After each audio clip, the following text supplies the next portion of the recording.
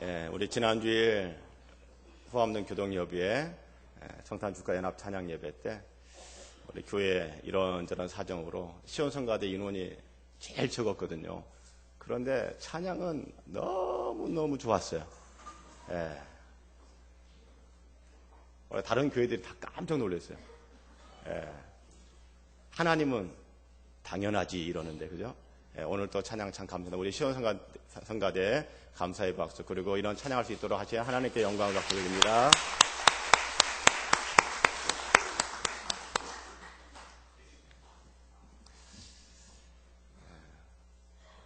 얼마 전부터 한 카드회사의 광고 카피에 많은 사람들이 공감을 하고 있습니다. 내용은 이렇습니다. 아무것도 안 하고 싶다. 이미 아무것도 안 하고 있지만 더욱 격렬하게 아무것도 안 하고 싶다.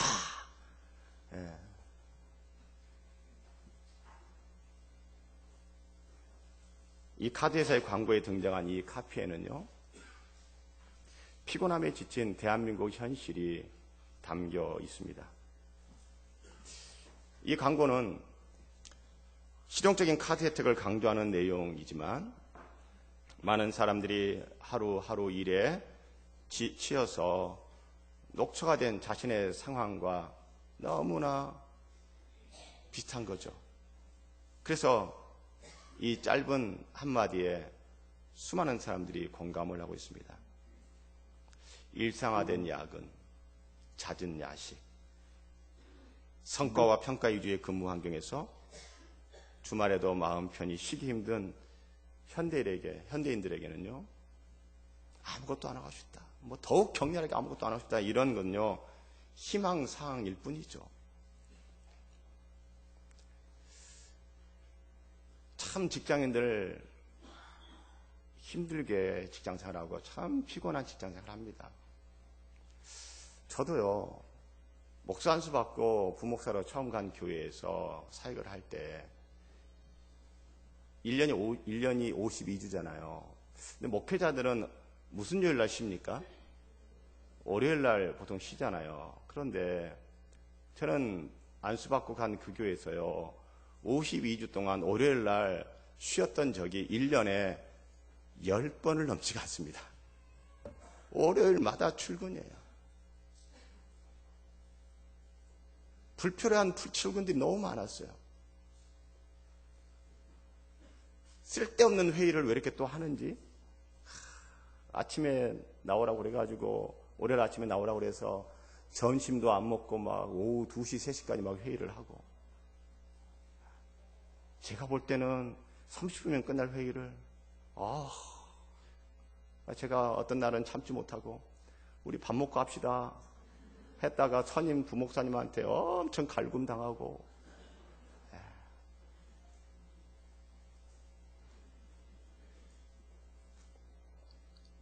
지난달에 우리 사회의 피로도를 가늠해 볼 수 있는 조사 결과가 하나 나왔어요. OECD, 경제협력개발기구 OECD 34개국의 노동시간을 조사를 했는데 가장 많이 일하는 나라가 어느 나라인지 아세요? 노동시간이 가장 많은 나라, 1등한 나라 멕시코. 2등한 나라 자랑스러운 대한민국. 우리나라 직장인들이, 노동자들이 그렇게 일을 많이 해요.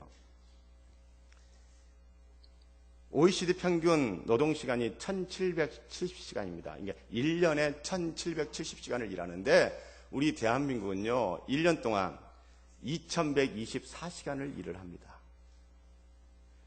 그러니까 OECD 평균 노동시간보다 우리는 매년 354시간을 더 일하는데, 이것을 하루에 8시간을 일을 한다라고 했을 때 우리는 다른 OECD 나라들보다 1년에 평균 한 달 보름을 더 일을 하는, 굉장히 열심히 일을 하는 나라, 너무 열심히 일하기 때문에 많이 피곤한 나라입니다. 우리는 그런 나라에 살고 있어요. 그런데 피곤한 거는 직장인뿐만이 아니죠. 학생들은요, 학생들대로 학업에 찌들어 있습니다.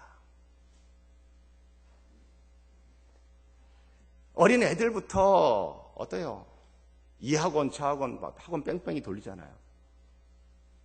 대학 입시를 향해서 얼마나 우리 학생들 힘들게 공부하는지 모릅니다. 학업에 찌들어 있는 그 학생들. 또 주부들은 어때요? 주부들도 끊임없이 쏟아지지만 표시도 안 나는 집안일에 지쳐 있습니다. 저 요즘 이거 아주 절감하고 있습니다. 정말 티도 안 나요.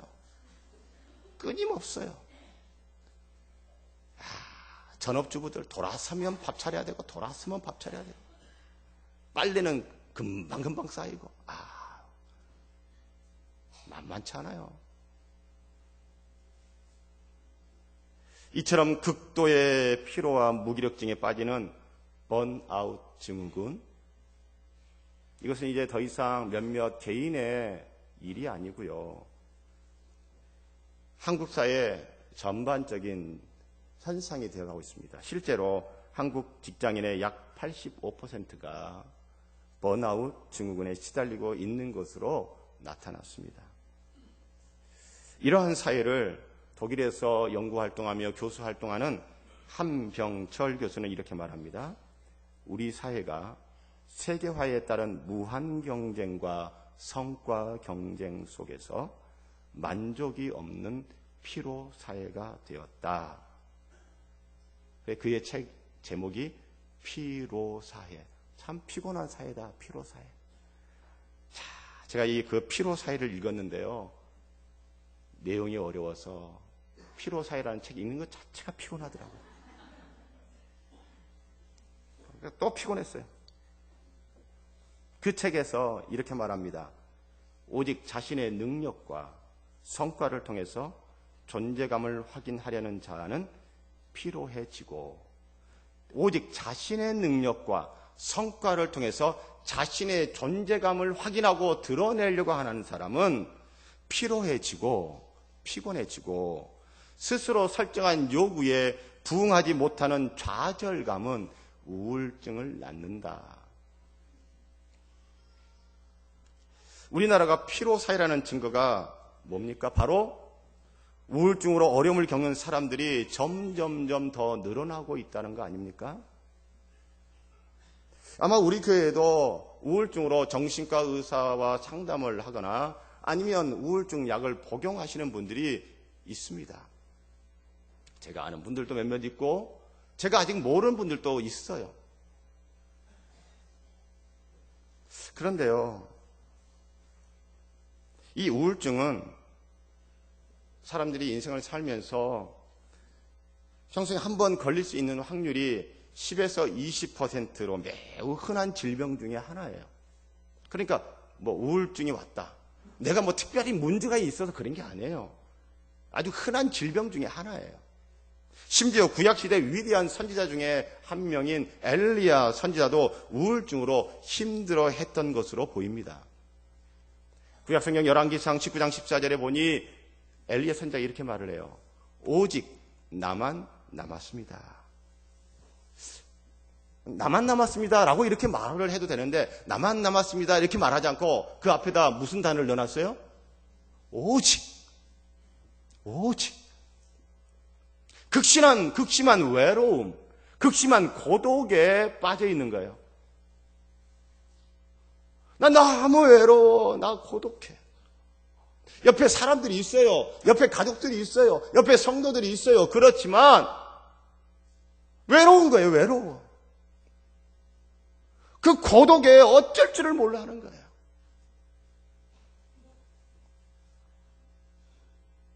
그 열왕기상 19장 4절에 엘리야 선지자가 자기 자신은 광야로 들어가 하룻길 좀 가서 한 로뎀 나무 아래에 앉아서 자기가 죽기를 원하여 이르되 여호와여 넉넉하오니 지금 내 생명을 거두시옵소서. 한마디로 말하면 뭐예요? 죽고 싶다야. 죽고 싶다. 우울증이 심각해지면, 또 심각한 증 상태로 가다 보면 죽고 싶다는 마음이 들어요. 그래서 이 극단으로 가게 되면 자살을 선택하지 않습니까? 죽고 싶다. 딱 우울증 증상이에요. 지금 이 엘리야 선지자의 이 상태가 죽고 싶다. 왜 죽고 싶은지 아세요? 그 14절 뒤에 이렇게 말이 이어집니다. 나는 내 조상들보다 다 낫지 못하나이다. 나는 내 조상들보다 다 부족해요. 다 부족해요. 이것도 부족하고 저것도 부족하고. 근데 그냥 부족하다고 말한 게 아니라 다 부족하대요. 모든 게 부족하대요. 아주 극단적인 부정적인 생각이죠. 예를 들면 이런 겁니다. 우리 엄마는 얘도 잘 키우고, 우리 엄마는 반찬도 잘 만들고, 우리 엄마는 김치도 잘 만들고, 우리 엄마는 집안 살림도 잘하는데 나는 얘 키우는 것도 너무 힘들고, 나는 밥상 차린 거 너무너무 힘들고, 김치는 더더구나 난 못하겠고, 집안 살림 아우 힘들어. 엄마는 이렇게 다 잘하는데 나는 하나같이 다 못해. 할 줄 아는 게 없어. 그러면서 막 힘들어요. 난 잘하는 게 없어. 할 줄 아는 게 없어. 그러면서 자기의 능력 없음.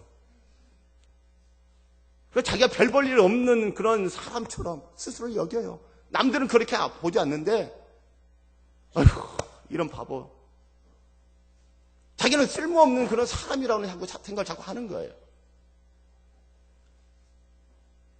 파괴적인 자체, 자신을 파괴하는 파괴적인 자학, 자기 비하.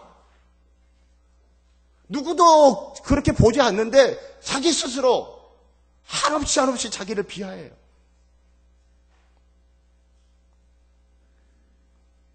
이게 지금 우울증 증상이에요.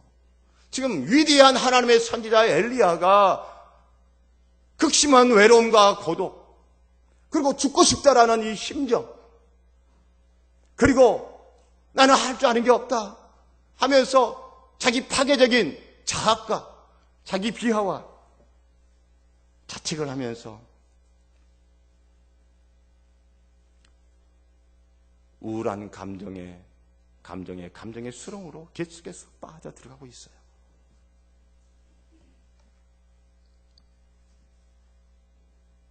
한편으로는 이해가 돼요. 엘리야 선지자 참 수고 많이 했고 그가 지었던 짐은 참으로 무거웠어요. 당시에 정치 권력을 잡고 있던 아합과 그의 아내 이세벨은요, 하나님을 신실하게 섬기던 사람들이 아니고 불의한 통치자였어요. 정의로운 통치자가 아니고 불의한 통치자였어요. 그리고 850명의 바알과 아세라 선지자들과 엘리야 선지자 1명, 850대 1의 싸움을 갈멜산에서 했어요. 참 수고 많이 했죠. 그리고 끊임없이 수많은 사람들이 배도의 길을 가고 있는, 하나님이 기대하시는 정의가 아니라 불의가 판치는, 불의가 넘실거리는 그런 나라의 상황을 보면서 하나님의 선지자로서 그 짐이 너무 무거웠어요. 그러나 그는 수고를 다 했습니다. 그리고 그는 피곤하여 지쳤어요. 그리고 이렇게 우울한 상태로 외롭고 고독고 죽고 싶고 나는 아무것도 아니야. 제가 사랑하는 성도 여러분, 위대한 선지자도 우울증에 걸립니다. 그러니 혹시 우리들 가운데 우울증 때문에 상담을 받는다든지 약을 복용하고 있다든지 우울증 때문에 기도하고 있는 분들, 그거 그렇게 부끄러운 일 아닙니다. 인생 살다 보면 너무 수고하고 짐이 너무 무거우면, 남편으로서의 그 짐이 너무 무거우면, 아비로서의 그 짐이 너무 무거우면, 어미로서의 그 짐이 너무 무거우면, 또 교회에서 맡은 사명과 그 사역의 짐이 너무 무겁고 그래서 너무너무 수고하다 보면 피곤하여 지쳐서 이럴 수 있어요. 목사에게도 찾아옵니다. 목사에게도 찾아와요. 그러나 목사는 티를 내서도 안 되고 티를 낼 수도 없기 때문에 더 고통스럽습니다. 내가 뭐가 특별한 문제가 있는 것이 아니에요. 누구나 겪을 수 있는 것이고 위대한 선지자도 겪었던 거예요.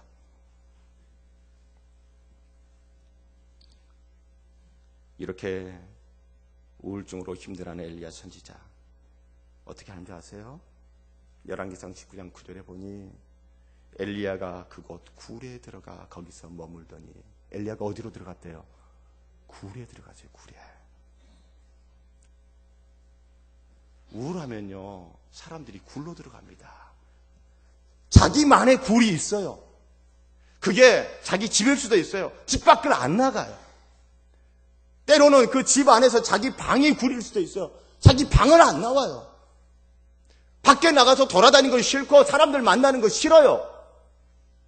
굴 속으로 들어가요. 굴 속으로 자꾸 어두운 굴 속으로 들어가요. 엘리야가 지금 굴 속으로 들어가서 거기 머물러 버립니다. 그런데요, 굴에 있으면 어때요? 좋아집니까? 점점점 더 우울해지잖아요. 밖으로 나와야 돼요. 살려면 굴에서 나와야 돼요. 굴 밖으로 나와서 빛을 받아야 돼요. 심리학적으로, 의학적으로 우울증을 예방한다든지 또 우울증을 겪고 있는 분들에게 예방법 내지는 치료법 중에 하나가 뭐냐면 꼭 들어있습니다. 뭡니까? 햇빛을 받아라, 햇빛을. 밖에 나와서 햇빛을 받아라, 햇빛을. 굴에 있으면 안 되고 나와야 돼요. 밖에 나와서 빛을 받아야 돼요. 그래서 열왕기상 19장 9절 11절에 여호와의 말씀이 엘리야에게 임하여 이르시되 엘리야야 내가 어찌하여 여기 있느냐. 지금 하나님께서 뭐라 하시는 거예요? 엘리야야 네가 어찌하여 여기 굴에 있느냐. 이 굴은 엘리야 네가 있을 곳이 아니야. 네가 있을 곳은 이 굴이 아니고 저 바깥에 찬란한 태양빛이 비치는 굴 바깥이야. 세상이야. 사람들 속에 있어야 돼. 왜 네 혼자 이 굴 속에서 이 어두움 속에서 그 외로움과 고독 속에 힘겨워하며 눈물 흘리며 왜 그렇게 있는 거야? 여기는 네가 있을 곳이 아니야. 그러면서 계속해서 하나님께서 엘리야에게 이르시되 너는 나가서 여호와 앞에서 산에 서라. 굴은 네가 있어야 될 곳이 아니야. 힘들다고 어렵다고 고통스럽다고 외롭다고 그렇다고 이 굴에 있는다고 문제 해결되는 거 아니야. 더 상황은 악화될 거야. 밖으로 나가서 여호와 앞에 서. 나 여호와 하나님 앞에 서. 이렇게 지금 하나님은 우울증으로 고통하고 있는 엘리야에게 밖으로 나오라고, 빛이신 하나님 앞에 서라고 요청하고 있습니다. 사랑하는 성도 여러분, 그래서 이 열왕기상 19장을 내용을 보면요, 이거예요. 구조는 단순합니다. 하나님께서 엘리야에게 말씀하시고 엘리야는 그 말씀에 대해서 반응을 보여서 하나님께 말을 해요. 이게 뭐예요? 기도예요. 그럼 하나님께서 또 말씀을 하세요. 그러면 하나님이 하신 말씀에 대해서 반응을 해서 또 말을 해요. 기도를 하는 거죠. 이렇게 하나님이 말씀하시고 엘리야가 하나님께 이야기하고 하나님은 엘리야한테 말씀하시고 엘리야는 하나님께 말씀을 드리고, 이게 뭐 하는 거예요? 하나님과 엘리야가 대화를 하는 거예요. 대화를. 결국 깊은 우울증 가운데 있었던, 무력감 가운데서 굴 속에 처박혀 있었던 그 엘리야를 예전 모습의 그 엘리야로 회복시키고 다시 영광스러운 하나님의 선지자의 삶을, 하나님의 선지자의 사역을 감당하게 했던 것, 결국은 열왕기상 19장에서 하나님과 엘리야의 긴밀한 대화였습니다. 사랑하는 성도 여러분, 우리의 우울증이 있다면 그 우울증을 치료하는 가장 좋은 치료제가 뭐냐면 하나님과 내가 대화하는 것입니다. 그렇게 대화하며 살아가는 저와 여러분 되기를 바랍니다. 하나님의 말씀. 여러분, 성경 읽었다고 해서 내가 하나님의 음성 들은 거 아니에요. 예배 시간에 와서 설교 들었다고 그게 하나님의 음성 들은 게 아니에요. 내가 성경을 읽는데 그냥 쭉 읽혀지는 게 아니라 성경을 읽다가 내 마음에 감동이 오고 내 생각에 변화를 주고 아하 이런 게 있네. 아 하나님은 이런 분이시네. 아 하나님이 지금 나에게 이것을 하지 말라고 말씀하시네. 아 하나님이 지금 나에게 너 전에 이런 잘못을 했다라고 지적해 주시네. 하나님이 지금 나에게 이런 것을 요청하고 계시네 라고 그런 감동이 밀려올 때 그것이 하나님의 음성을 듣는 거예요. 예배 시간에 설교 시간에 앉아서 목사의 설교를 듣는데 그냥 듣고 이렇게 지나가는 거 그거 하나님의 음성 들은 게 아니에요. 하나님 말씀 들은 게 아니에요. 아 지금 저 목사를 통해서 남 목사를 통해서 하나님이 나에게 말씀하고 계시는구나 라고 하면서 어찌할꼬 이게 있어야 되죠. 그게 하나님의 말씀 들은 거예요. 아 저 말씀은 나에게 하는 말씀이구나. 아 저 말씀은 나에게 말씀하시는 거구나. 그게 하나님 말씀 들은 거예요. 내일 성경 가지고 말씀 묵상 큐티를 하면서 주님 제가 주 앞에 섰습니다. 제가 주의 말씀에 말씀 앞에 섰사오니 주여 말씀하여 주옵소서. 그렇게 말씀 묵상 큐티를 하면서 그날 나를 향한 하나님의 말씀을 듣는 은혜가 꼭 있기를 주의 이름으로 부탁하고 축복합니다. 이런 것이 없으니까 성경은 많이 읽고 교회에는 꼬박꼬박 다니고 예배는 꼬박꼬박 드려도 우울증이 치료가 안 되는 거예요. 우울증을 극복하지 못하는 거예요. 때로 우울증이 찾아와도 주님의 음성을 이렇게 계속 듣는 것이 있으면 금방 그것을 이겨냅니다. 굴에 있지 않고 굴 밖으로 나와 하나님의 말씀의 빛 가운데서 심령이 살아납니다. 그런데 성경은 읽어요. 주일날 예배 드려요. 설교 꼬박꼬박 들어요. 그런데도 이 우울증을 극복하지 못하는 이유 중에 하나 분명히 있는데 그것 중에 하나가 뭐냐면 하나님의 말씀을 안 듣는다는 거예요. 인간 목사의 설교로 듣지 그 설교 가운데 하나님이 말씀하고 있다라는 이런 심정으로 안 듣는 거예요. 그러니 주의 말씀이 안 들리는 거예요. 하나님의 음성이 안 들리는 거예요. 그래서 피로 사회인 한국 사회를 살아가면서 피곤하다. 나는 이제 그만 쉬어야 되겠다. 아무것도 안 하고 싶다. 이러는 거죠.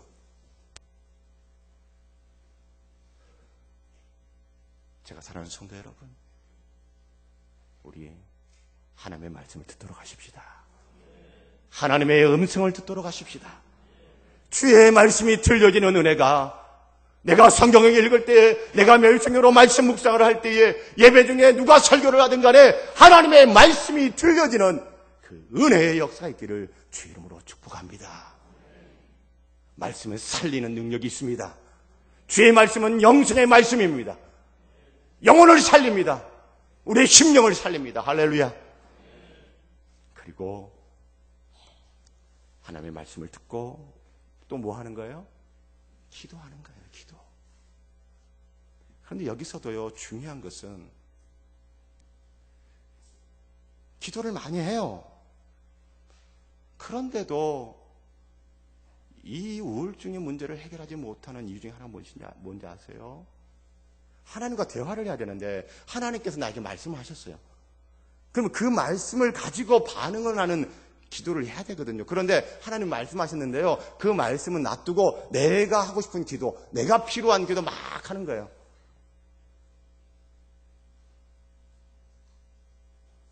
이게 대화입니까? 대화가 아니에요. 하나님 말씀하시고 나는 나대로 말하고 그건 대화가 아니에요. 그런 기도 아무리 많이 해도 우울증 해결 안 돼요. 하나님의 말씀을 듣습니다. 그 말씀을 듣고 그 말씀을 붙잡고 기도하는 거예요. 주님께서 오늘 저에게 이렇게 말씀하셨는데 너무나 감사합니다. 아니면 주님께서 오늘 저에게 이렇게 말씀하셨는데 이 말씀에 순종하려니 너무 힘드네요. 아니면 주께서 말씀하신 대로 제가 한번 그렇게 살아보겠습니다. 주님, 이렇게 내가 살 수 있도록 힘 주십시오. 은혜 주십시오. 능력을 주십시오. 지혜를 주십시오. 하나님의 하신 말씀을 받고 그 말씀을 가지고 그 말씀에 대한 반응으로 기도하는, 이렇게 하나님이 나에게 말씀하시고 나는 그 하나님 말씀하시는 걸 가지고 또 하나님께 말씀드리고, 이렇게 하나님과 내가 대화가 돼야 돼요. 지금 하나님과 엘리야는 그런 대화를 한 거예요. 그 대화가 깊은 우울증으로 그 수렁을 빠져들어가는, 굴 속으로 깊이 들어가던 그 엘리야를 밖으로 나오게 했고, 예전의 엘리야의 모습으로 생명력 넘치는 하나님 나라 백성의 삶을 또 살아가게 했고, 역동적인 하나님 나라의 사역을 또 할 수 있게 했던 것입니다. 사랑하는 성도 여러분, 하나님의 음성 듣고 하나님의 말씀 듣고 그 말씀에 대한 반응으로 기도하는 하나님과의 대화가 실질적으로 이루어지고, 이 하나님과의 대화가 지속적으로 이루어지고, 이 하나님과의 대화가 더 풍성하게 이루어지기를 주의 이름으로 부탁합니다. 그래서 오늘 말씀에 마태복음 11장 28절, 수고하고 무거운 짐진 자들아 다 내게로 오라, 내가 너희를 쉬게 하리라. 주님은요, 자기에게 오라고 그랬어요. 나에게 와. 나에게 오라는 건 뭐예요? 나랑 같이 있자는 거예요. 나랑 같이 있으면서 나랑 같이 관계 맺으면서 나랑 같이 좀 대화를 하자 이거죠. 내게로 와라. 그러면서 다 내게로 오라. 그러면 예수님이 뭘 주리라? 너희를 쉬게 하리라. 제가 사랑하는 성도 여러분, 예수님은 피로 사회를 살아가는 우리들에게 참된 쉼을 주시고자 하십니다. 참 힘겹고 피곤한 이 세상을 살아가는, 수고 많이 하면서 그 무거운 짐을 살아가고 있는 그 우리들에게 주님은 참다운 안식을 주고자 하십니다. 참된 평안을 주고자 하십니다. 주께서 주시고자 하시는 그 평안과 쉼과 안식의 초대를 여러분 거절하지 마시고 빛이신 예수님 앞으로 나아가도록 하십시다. 그 주님 앞에 가도록 하십시다. 그 주님과 만나도록 하십시다.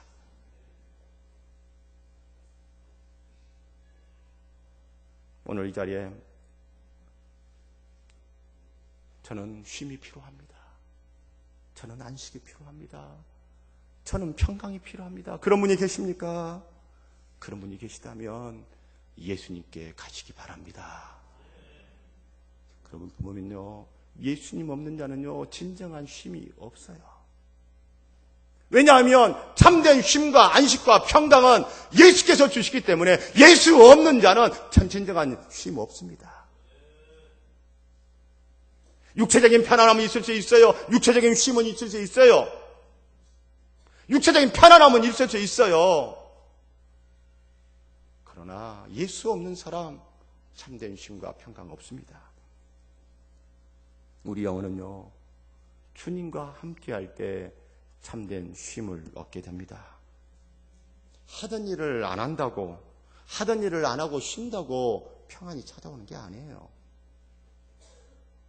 육체적인 편안함은 올 수 있겠죠. 여러분,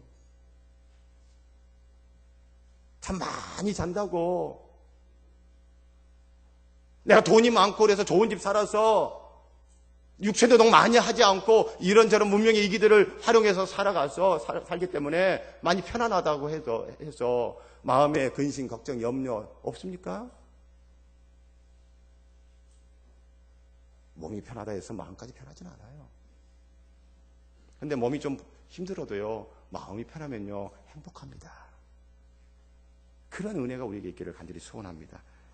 그래서 우리가 가장 먼저 배워야 하는 것은요, 힘들고 어렵고 쉬고 싶을 때, 아 그렇구나, 주님과 함께하는 거구나, 주님과의 인격적 관계를 맺는 거구나, 그래 그게 중요한 거야, 주님과의 관계 맺는 게 중요한 거야. 그래서 하던 일 이것도 내려놓고 저것도 내려놓고 이것도 그만두고 저것도 그만두고,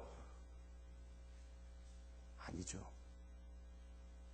우리가 사역을 할 때나 사역에서 벗어나 있을 때나 언제나 주님과 함께 하는 것을 제1의 목표로 삼아야 합니다. 사역을 내려놨을 때도 주님과의 관계 놓치잖아요. 잠깐 편할 뿐이에요. 진정한 평안은 없습니다. 그런데요, 힘들고 어렵고 수고스럽고 무거운 짐이 되지만 주님과의 관계를 깊이 누리면서 주님과 대화하면요, 힘겨움이 있어도 마음에는 이루 말할 수 없는 바다 같은 평화가 임합니다.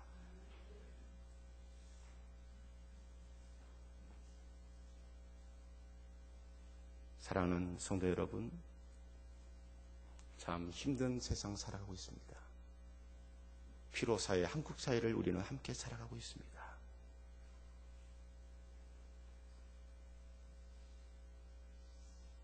주께서 주시는 평강을 누리기를 주의 이름으로 축복합니다. 그래서 우리 주님과 대화하십시다. 주의 말씀 듣고 그 말씀 가지고 기도하고 또 말씀 듣고 또 기도하고, 이런 주님과의 인격적인 대화와 인격적인 관계, 우리의 인생 가운데 꼭 세워지고 지속적으로 유지되고 더 풍성해지셔서 이름 말할 수 없는 하늘의 평화, 참된 안식 누리는 우리 모두가 되기를 주의 이름으로 축복합니다. 자, 그런데 왜 예수님께로 가면, 예수님과 인격적 관계를 맺으면 그렇게 평안하고 쉼을 얻게 되나요? 29절, 나는 마음이 온유하고 겸손하다.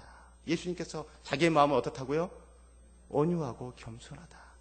우리 쉽게 예수님 놔두고 이 세상의 인간관계 생각해 보세요. 어떤 사람이 온유하지 않아요? 막 성격 불 같아. 그래서 그냥 온유하지 않고 뭐 조금 있으면 왁 하는 거예요. 그리고 겸손 없어요. 자기가 잘나서 자기가 최고야. 다른 사람들 다 밑에 있어. 여러분, 이런 사람 만나서 이런 사람과 관계 맺고 이런 사람과 대화를 한다. 여러분 어때요? 그런 사람 만나서 이렇게 같이 있으면 편안하세요? 엄청 피곤합니다. 그 사람은 하나도 안 피곤해요. 왜냐하면 자기 거 다 쏟아냈으니까. 성질 낼 거 다 성질 내고 속에 있는 거 다 토해내고 막 했으니까 안 피곤해. 근데 그것을 듣는 사람, 그 같이 사는 사람, 얼마나 피곤한지 모릅니다. 가끔가다 청년들 가운데, 특히 자매들 가운데 그런 자매들이 많더라고요. 난 집에서 빨리 탈출하고 싶어. 집에 가족 중에 누가 그런 분이 있는 거예요. 마음이 온유하지 않고 겸손하지 않은 어떤 가족이 있어서 집이 천국이 아니야. 집에 들어가면 평안하지가 않아. 집이 오히려 더 힘들어. 나는 빨리 탈출하고 싶어. 빨리 결혼해서 나는 빨리 탈출할 거야. 근데 요즘 또 빨리 결혼도 안 해. 그거 어떻게 앉았어요? 결혼 안 했는데 독립해요. 따로 방 구해가지고.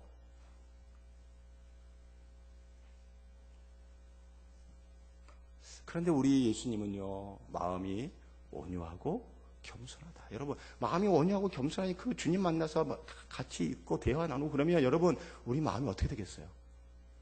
편안해지는 거예요. 그리고 그런 온유하고 겸손하신 예수님 만나서 계속 만나서 대화하고 하다 보면 누굴 닮게 돼요? 그 예수를 닮게 돼요. 그래서 내 안에 자연스러워 나의 인격이 온유하고 겸손한 인격으로 변화되어 가는 거예요. 여러분, 마음이 온유하고 겸손하지 않으면 마음에 평안도 없고요. 마음에 평안이 없으면 어떤지 아세요? 막 짜증이 나요. 그래서 막 큰 목소리 나고요. 네, 그래요.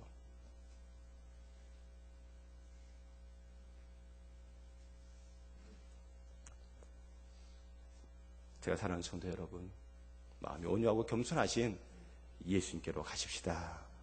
그분 만나도록 하십시다. 그분과 이야기하도록 하십시다. 그리고 그분으로부터 쉼을 얻고 또 그분을 닮아 내 안에 평안이 자리 잡게 되기를 주님으로 축복하고, 내가 또 다른 사람들에게 평안을 제공하는 평강의 통로, 평강의 전달자들 되기를 주님으로 축복합니다. 저 여러분이 있는 곳, 그곳이 어디든, 가정이든, 일터든, 교회든, 그곳에 주의 평강 넘쳐나기를 축복합니다. 자, 그리고 우리 예수님께서 내가 너희를 쉬게 하리라, 이렇게 28절에 말씀하시고 난 다음에 29절에 가서 뭘 이야기하십니까? 나의 멍에를 메라.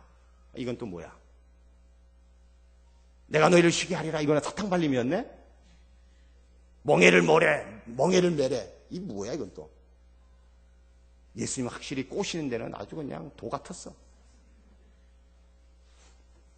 멍에란 게 뭐예요?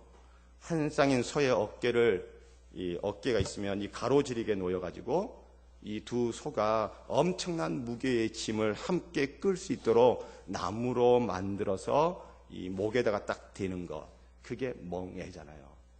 근데 멍에를 맨다라는 게 도대체 뭘까요? 구약성경 에레미야서 2장 20절 보니 네가 옛적부터 너의 멍에를 꺾고 너의 결박을 끊으며 말하기를 나는 순종하지 아니하리라. 쉽게 말하면 이겁니다. 멍에를 꺾어버린다는 것은 나는 이제 순종하지 않겠다라는 겁니다. 멍에를 꺾어버리는 것은 이제 내가 하나님께 순종하지 않겠다, 하나님을 섬기지 않겠다, 하나님께 헌신하지 않겠다, 그거예요. 그럼 멍에를 맨다는 건 뭐예요? 하나님 섬기겠습니다, 충성스럽게 순종하겠습니다, 충성스럽게 헌신하겠습니다, 이거예요.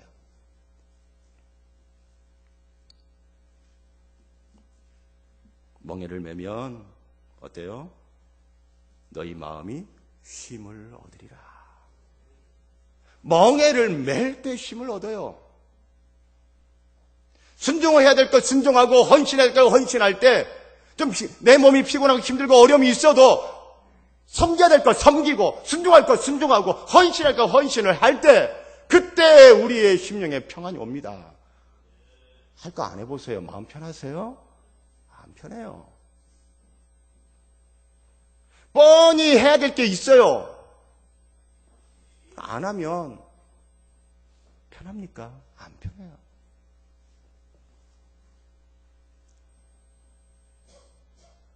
제가 교통사고 난 12월 28일 날 밤 10시에 아웃브레이크 성도님들과 함께 교회 돌아왔잖아요. 함께 예배 드렸어요. 그리고 성도님들 다 가시고 우리 부교육자들하고 뒷마무리를 하고 난 다음에 제가 한 부교육자에게 스타렉스 운전해라, 반도병원 가자. 제 몸이 피곤하고 힘들고 아프죠? 안 가면 그게 제가 감당해야 될 사명이에요. 우리 성도들 지금 어떻게 됐나? 응급차로 올려보낸 성도들 지금 어떻게 돼 있나? 결국 그날 밤 새벽 2시에 집에 돌아왔습니다. 제 마음이 편해요. 심령에 평안이 있어요.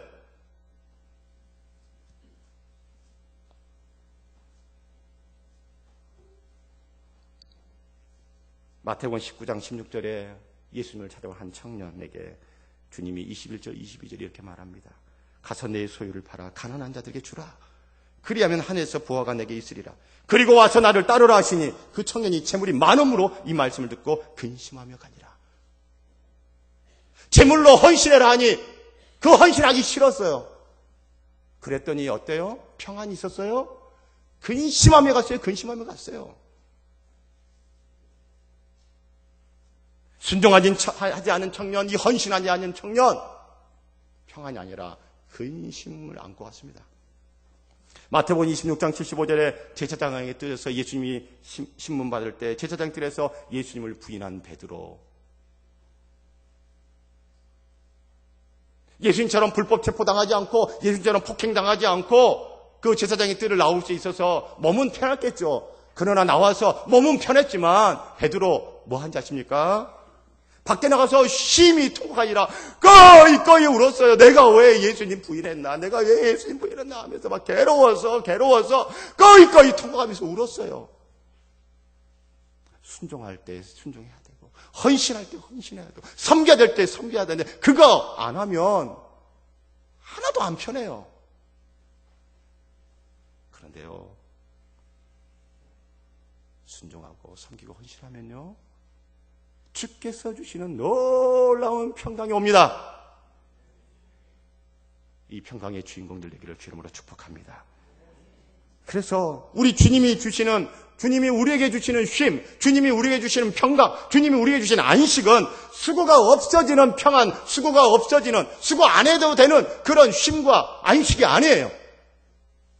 힘들고 어려워도 순종하고 헌신하며 주어지는 하늘의 평강입니다. 세상이 주는 평안하고 달라요. 성경의 기독교는 그런 평안을 준다고 말합니다.